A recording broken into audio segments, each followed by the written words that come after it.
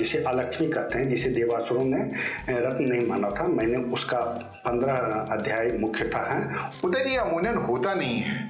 आप defence services में हैं, रक्षा क्षेत्र पे डटे पड़े हैं और साहित्य से आपका अनुराग हो जाए। और उसके बाद मैं जब तक वायुसेना में रहा तब तक मैंने वायुसेना के आंतरिक साहित्यिक गतिविधियों में भाग लिया। लेकिन उस समय नरसिम्हा राव की गवर्नमेंट थी और उस समय में मैंने लिखा था डंकन प्रस्ताव पर, तो मैंने लिखा था और मेरे इस प्रस्ताव पर जॉर्ज फर्नांडिस ने कुछ बातें भी संसद में बोली थी। लेकिन मेरी इस कविता में मृत्यु को भी बराबर महत्व दिया गया है। अमृत में इसलिए हमने एक पंक्ति उसमें लिखी है, लेकिन जब हम देह का त्याग करते हैं और आत्मा यदि अमर है तो फिर हमें अमृत पीने की जरूरत क्या है। हम इस सृष्टि चक्र में, क्योंकि ब्रह्मा ने सृष्टि किया है, तो जिस सृजनकर्ता यदि खुद सृष्टि कर रहा है तो उसका सृष्टि आकर्षक है।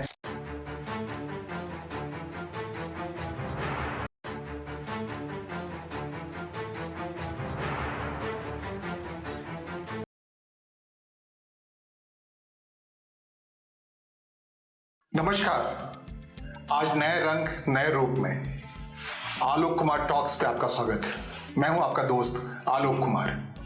भारतीय ज्ञान परंपरा, इंडियन सिस्टम ऑफ नॉलेज, या उसको इंडियन नॉलेज सिस्टम कह लें, IKS बोलते हैं अंग्रेजी में, विस्तृत है। दुनिया में इससे परिचय कराने के लिए लगातार ताबड़तोड़ कोशिशें होती रही हैं।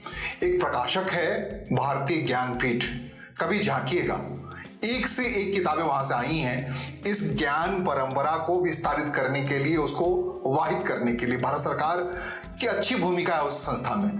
भारतीय ज्ञानपीठ एक पुस्तक प्रकाशित कर रही है, आने वाले दिनों में आपके स्टॉल पे मिल जाएंगे। वैसे यूं तो वो पुस्तक किंडल पे उपलब्ध है, अभी ऑनलाइन उपलब्ध है। समुद्र मंथन नाम है।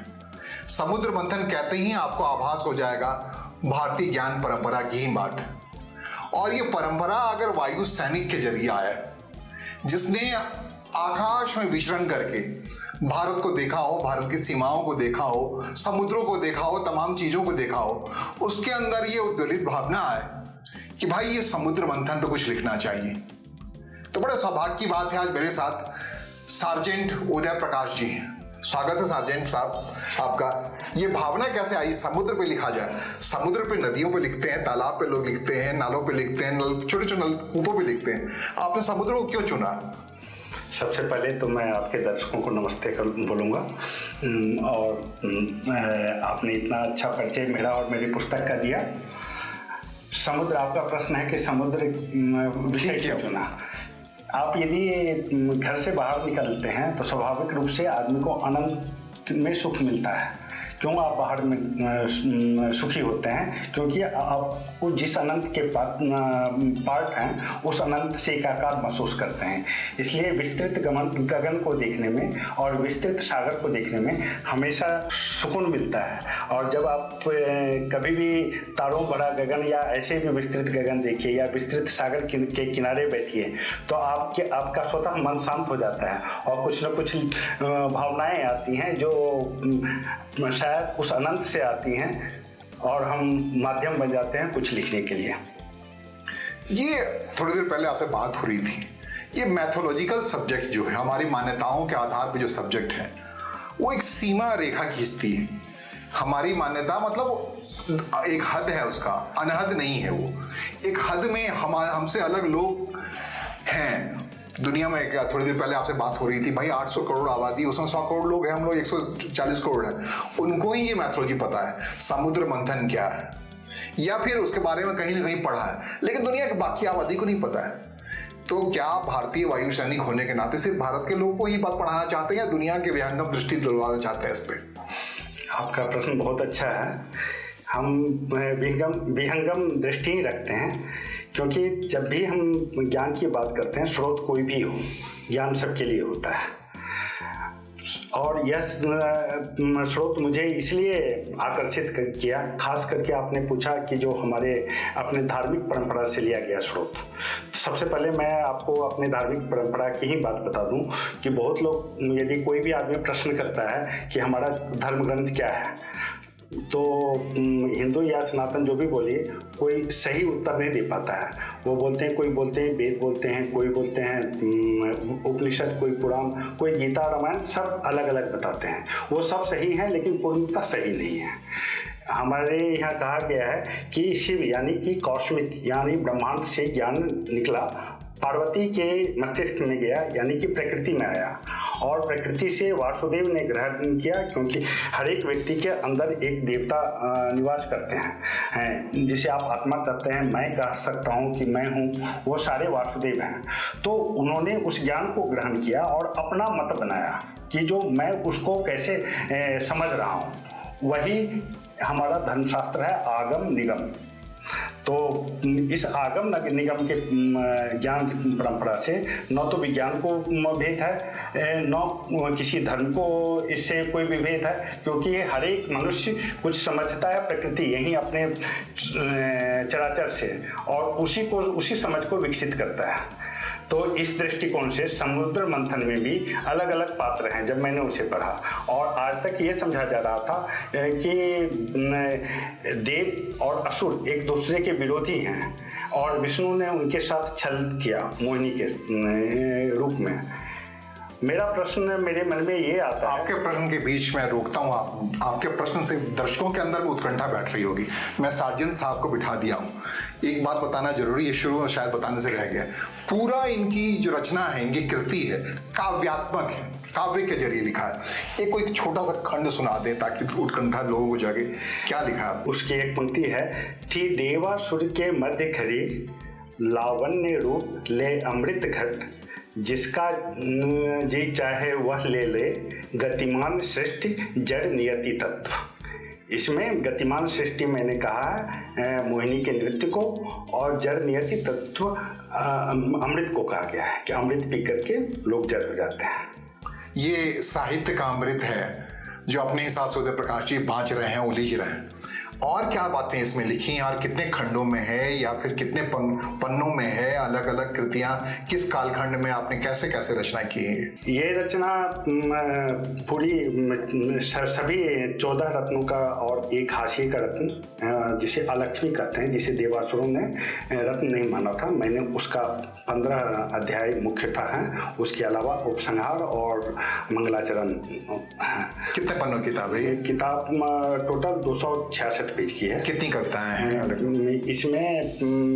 ये 15 खंड में तो 15 अध्याय की कविताएं होगी। उसके अलावा एक कविता के ऊपर ही दर्शन है, और एक मोहिनी के अष्टकम है जो संस्कृत में है, और एक ये मोहिनी का हिंदी में प्रार्थना है, जिसे अंतःकरण का प्रवाह के शीर्षक से मैंने दिया है। उदय जी, अमूमन होता नहीं है। आप डिफेंस सर्विसेज में हैं, रक्षा क्षेत्र पे डटे पड़े हैं, और साहित्य से आपका अनुराग हो जाए, ये रेयर कॉम्बिनेशन है। ये कहाँ से आया आपके अंदर? साहित्य मेरे बचपन से मेरे अंदर है। ये मैं जब 8वीं में पढ़ता था तभी मेरी पहली रचना पराग, उस समय की प्रतिष्ठित पत्रिका थी, उसमें छपी थी संकलित पन्ने के नाम से। और उसके बाद मैं जब तक वायुसेना में नहीं गया था तब तक ये लिखता रहा, पराग, अच्छे भैया, फिर विज्ञान प्रगति, फिर धर्मयुग और कादम्बरी में आए। और उसके बाद मैं जब तक वायुसेना में रहा तब तक मैंने वायुसेना के आंतरिक साहित्यिक गतिविधियों में भाग लिया, लेकिन बाहर में अधिक नहीं लिखा। एक लेख जरूर आया था मेरा जनसत्ता में, जो कि जिस समय WTO का प्रसंग चल रहा था भारतीय संसद में, और उस समय नरसिम्हा राव की गवर्नमेंट थी, और उस समय में मैंने लिखा था डंकन प्रस्ताव पर। मुझे डंकन प्रस्ताव सहायक संधि, जिसके तहत हमारे पूरे देश को अंग्रेज़ों ने गुलाम बनाया, मुझे डंकन प्रस्ताव ऐसा ही लग रहा था, तो मैंने लिखा था। और मेरे इस प्रस्ताव पर जॉर्ज फर्नांडिस ने कुछ बातें भी संसद में बोली थी मेरे लेख को लेकर के। और उसके बाद मैं जब वायुसेना से रिटायर हुआ, उसके बाद मैं सेवानिवृत्ति के बाद मैथिली भोजपुरी अकादमी के लिए काम किया। उनके पास बहुत सारा साहित्यिक में लेख थे जिनका मैंने मैथिली और भोजपुरी में अनुवाद किया था, और अब मैं ये लेकर के आया हूँ। पहली रचना आपकी ये काव्यात्मक कृति है ना? हाँ, एक पुस्तक के रूप में यह मेरी पहली रचना है, पहली काव्यात्मक कृति। और कुछ और सुनाइए। देखिए, दर्शक तो उनका प्यास आपकी बातों से ज्यादा जो रचना धर्मिता है उस पर बुझेगी। कोई और खंड या कोई और प्रसंग याद आ रहा हो? ये यहाँ आमतौर पर दर्शक या सभी आदमी अमृत को महत्व देते हैं, लेकिन मेरी इस कविता में मृत्यु को भी बराबर महत्व दिया गया है। अमृत में इसलिए हमने एक पंक्ति उसमें लिखी है हम सृष्टि चक्र के राही हैं, हर बार मरण स्वीकार करें। अमृत पी करके हम एक निश्चित देह में एक निश्चित लक्ष्य के लिए स्थिर हो जाते हैं। उस लक्ष्य के पूर्ति के बाद प्रकृति हमें स्थिर बना देती है, हम एक जड़त्व के शिकार हो जाते हैं। लेकिन जब हम देह का त्याग करते हैं और आत्मा यदि अमर है तो फिर हमें अमृत पीने की जरूरत क्या है? हम मरने के बाद फिर दूसरे रूप में आते हैं और प्रकृति में अपना वह नया लक्ष्य पूरा करने के लिए आते हैं नए ऊर्जा के साथ। तो हम इस सृष्टि चक्र में, क्योंकि ब्रह्मा ने सृष्टि किया है, तो जिस सृजनकर्ता यदि खुद सृष्टि कर रहा है तो उसका सृष्टि आकर्षक है, और आकर्षक सृष्टि को पर्यटक के रूप में घूम करके क्यों नहीं अनुभव करें कि एक अमृत के रूप में एक ही तरह जड़ हो जाए। माने आप चाहते हैं कि साइबेरियन पक्षी रूस में ही क्यों रहे, भारत में ही क्यों नहीं आए? हाँ बिल्कुल। हाँ, जैसे हम अभी सोच रहे हैं ना कि हम चांद पर जाएं, फिर मंगल पर जाएं, हो सकता है कि हम इस जो हमारा जर्जर होने वाला शरीर है उसको त्याग करने के बाद हम सूर्य पर भी जा सकते हैं, आकाशगंगा में कहीं भी जा सकते हैं, वहाँ का आनंद ले सकते हैं। सभी तो सृष्टि का चक्र ही है। ये समुद्र मंथन की अवधारणा पर लिखा आपने, तो आपको लगा कहीं जैसे देवासुर संग्राम कहा गया है, उसमें पूरी लड़ाई है, मोहिनी का जिक्र आप कर रहे हैं, मोहिनी कहाँ जाएगी, अमृत कहाँ जाएगा, ये पूरी इसके संघर्ष गाथा है। और आपका मैं देख रहा था उसमें जो विवेचना आपने की बताया है, इनफैक्ट भारतीय ज्ञानपीठ वाले हिस्से में पढ़ रहा था मैं, आपने इसमें माता बोध को बड़ा प्राथमिकता दी है पूरे इसमें। वो कैसा है, किस ढंग का है, थोड़ा बता दीजिए दर्शकों को। देखिए, हम जब विष्णु का ध्यान करते हैं तो कहा जाता है कि वो पिता तुल्य जगत के पिता है।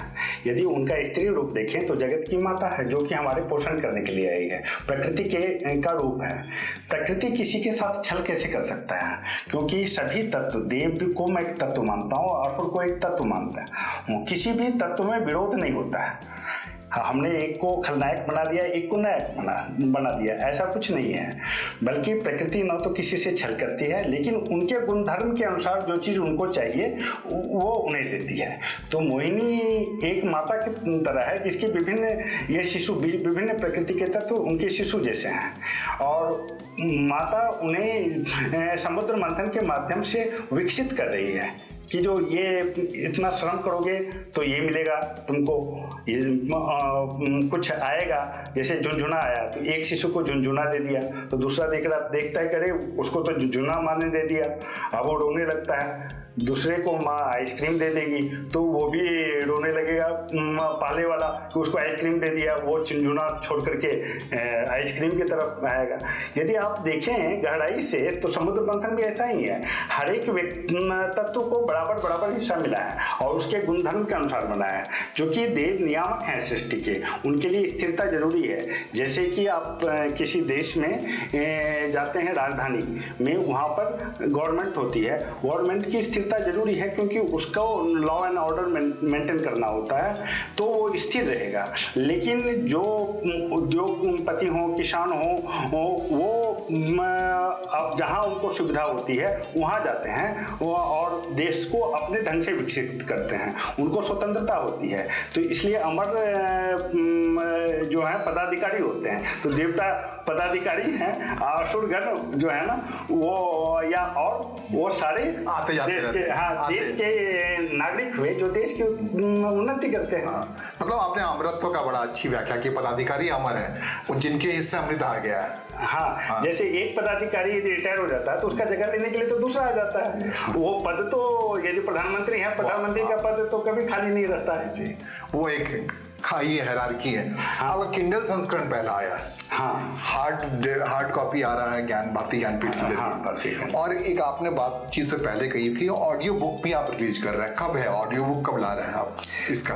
देखिए, इसका ऑडियो बुक अभी बनने के क्रम में है। मुझे लगता है 10-15 दिन में वो भी तैयार हो जाएगा और 10 दिन के अंदर ज्ञानपीठ का भी प्रिंटेड वर्जन आ जाएगा। उसके लगभग 1 सप्ताह बाद ये भी आ जाएगा। हर एक दर्शक यदि वो पुस्तक को पढ़ते हैं तो उस पर एक QR कोड रहेगा, उसको स्कैन करके आप ऑडियो बुक तक पहुंच सकते हैं। और यदि आप पढ़ना नहीं चाहते हैं, सुनना चाहते हैं, तो आप सुन करके पुस्तक का आनंद ले सकते हैं। सारी पूरी काव्यात्मक है ना? हाँ, पूरी काव्यात्मक है। तो ये काव्य, जैसे आपने कहा पराग में लिखा, बाकी ये काव्य सृजन में कहा, जैसे कहते हैं आपने जिस भाषा में कहते हैं, आपने संस्कृत निष्ठ भाषा ली है इसमें, और ये मोटे तौर पे दिनकर वगैरह, दिनकर जी हुए, रामधारी सिंह दिनकर हुए, या उस दौर के जो कवि हैं खास करके, और मैथिलीशरण गुप्त हुए, उन्होंने बड़ा ख्याल रखा था शब्दों का, भाषा का, कि उसमें देशज शब्द कम से कम आए, या फिर जो हम लोग हिंदुस्तानी कहते हैं। तो इस दौर में ज़्यादातर रचनाएं इसी देशज या हिंदुस्तानी भाषा में हो रही है। उसके पीछे भले ही कारण है कि आम समझ की भाषा जो हो जाए। तो आपने फिर ये इस समय आकर के आपने वही भाषा क्यों चुनी? देखिए, सबसे बड़ी बात है, जब आप कविता में लिखते हैं तो 2 तरह की कविता होती है कि पहले से आप लक्षित करते हैं कि हमको इस विषय वस्तु पर कविता लिखनी है। उस समय आप सोच कर लिखते हैं। यदि आपके हृदय से स्वतः कोई कविता प्रवाहित होती है तो वह सोच समझ करके नहीं लिखी गई होती है। मैंने भी समुद्र मंथन की रचना सोच समझ करके नहीं की है, यह स्वतः रचित है। एक तो मैंने पहले चर्चा की है कि जो मुझे साहित्य में रुचि थी, मैंने उन सब कृतियों, जिन लेखकों की या कवियों की आपने चर्चा की है, उन सभी की कविताएं मैंने पढ़ी हैं, और वो भी बहुत कम उम्र में पढ़ी। और मैं मैथिली भाषी भी हूँ, तो आप यदि मैथिली भाषियों का देखेंगे तो उनका स्वाभाविक साहित्यिक, जिसे आप साहित्यिक शब्द बोलते हैं, संस्कृत निष्ठ शब्द, वह मैथिली भाषा में सोता है। जैसे उदाहरण के लिए बोलूँगा, हम लोग मिठाई को परंपरागत रूप से मधुर बोलते थे, या ये खून को हम लोग सोनित बोलते थे। उसी तरह नाना जी को मातावा बोलते हैं, तो चाचा को पितरी या पित्ती बोलते हैं। तो यदि हम स्वतः जो भाषा बोलते हैं उस भाषा में ही स्वतः कविता निश्चित हो गई। और हो सकता है कुछ लोगों को क्लिष्ट लगे, लेकिन मुझे लगता नहीं है कि जो ये उतनी क्लिष्ट होगी। लेकिन फिर भी मैंने शब्दकोश हर एक चैप्टर के अंत में दिया है, जिससे पाठक यदि कहीं उनको मदद समझने में मदद लेने की जरूरत हो तो आसानी से ले सकें। उदय जी, हो सकता है सुनने में नाटकीय लगे थोड़ा सा दर्शकों को, कहीं मैं रश्मि रथिन रचना के संदर्भ में पढ़ रहा था रामधारी सिंह दिनकर को, राष्ट्र कवि रामधारी दिनकर, उन्होंने कहा था कि उनको कई बार ऐसा लगा कि कर्ण उस सबको उपस्थित हैं जब वो रचना कर रहे थे, तो वो लिखवा रहे हैं। ऐसा कई रचनाकारों ने अपने अपने उद्बोधन में लिखा है, अलग अलग तरीके से बताया है। क्या समुद्र मंथन के समय भी आपको ऐसा कुछ आभास हुआ? मुझे सब दिन से मैं देखता हूँ तो मुझे एक ही चीज़ लगता है, सृष्टि जो है मोहिनी का ही नृत्य है। पता नहीं क्यों लगता है, लेकिन लगता है। और इस पूरे काव्य में हर जगह मोहिनी का वर्णन है, लेकिन बहुत छोटे रूप में। और लेकिन हर कविता के, मतलब पुस्तक के हर कोने में मोहिनी उपस्थित है कहीं ना कहीं। तो मैं नहीं जानता कि मोहिनी से मैं क्यों प्रभावित हूँ, लेकिन मुझे लगता है कि यह संपूर्ण सृष्टि, संपूर्ण ब्रह्मांड मोहिनी है। यदि आप माया भी करते हैं तो भी वह मोहिनी है, यदि आप विष्णु करते हैं, मुक्ति करते हैं, वो भी मोहिनी है। सृजनशील व्यक्ति हैं, आपको मोहिनी शब्द बिना लालित्य के बताए जाने नहीं देंगे। मोहिनी जब कहते हैं तो क्या है, उसमें लालित्य क्या है? देखिए, लालित्य हमारे कविता के अंतिम खंड में मिलेगा। जब भी मैं मंदिर में जाता हूँ, परिक्रमा पथ पर चलते चलते बहुदृश्य मैं पाता हूँ।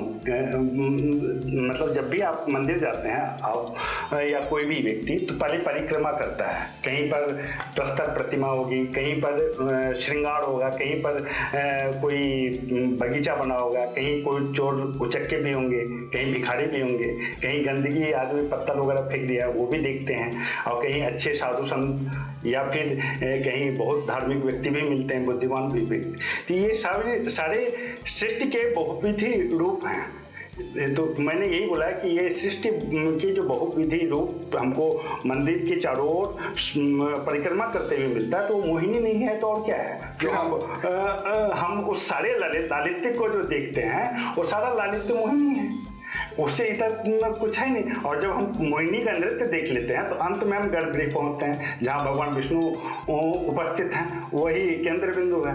तो गर्भगृह सिक्का का एक पक्ष हुआ, और उससे तक पहुंचने का जो एक रास्ता है वो मोहिनी है। कबीर को लोग खूब ही धन रच रहे हैं, धुन रहे हैं, मनन कर रहे हैं। उन्होंने कहा, माया महा ठगनी हम जानी। कबीर अपनी पूरी रचना के बारे में कहते हैं। तो क्या मोहिनी ही आपकी इस रचना के केंद्र में है? उसी किसी मोहिनी ने आपको लिखवा दिया ये समुद्र मंथन? मैंने पहले बोला कि जो प्रकृति से हमारे अंदर ज्ञान आता है, शिव के मुख से निकल करके गिरिजा मतलब प्रकृति यानी पार्वती के माता के मस्तक से होकर के ज्ञान वासुदेव तक पहुंचता है, और वासुदेव अपना मत देते हैं। मैं पहले से विद्यमान है, वह किसी न किसी रूप में हर एक व्यक्ति के अंदर होता है। मेरे अंदर भी आया, और मैंने उसको कविता का रूप दे दिया, और तो मैं कुछ नहीं कर सकता। तो इसे आप माया कहें, विष्णु कहें, मोक्ष कहें, मैं तो कहूँगा मोक्ष ही। हमारी कविता में ये भी लिखा हुआ है, मोक्ष जो है वह भ्रम है, क्योंकि माया को जब हम कामना बोलते हैं, मोक्ष भी तो एक कामना ही है। तो जो भी कामना है तो मुक्त, आप कामना मुक्त नहीं हुए तो मोक्ष तो भ्रम है। ये मेरी कविता में आपको अंत में मिलेगा। ढेरों शुभकामनाएं सार्जेंट उदय प्रकाश जी। ऐसी मोहिनी घूम करके आपसे साहित्य रचनाएं कराती रहें, और भारतीय ज्ञानपीठ जैसी संस्था आपकी किताबों को प्रकाशित करती रहे। ढेरों शुभकामनाएं। धन्यवाद आपका और दर्शकों का भी।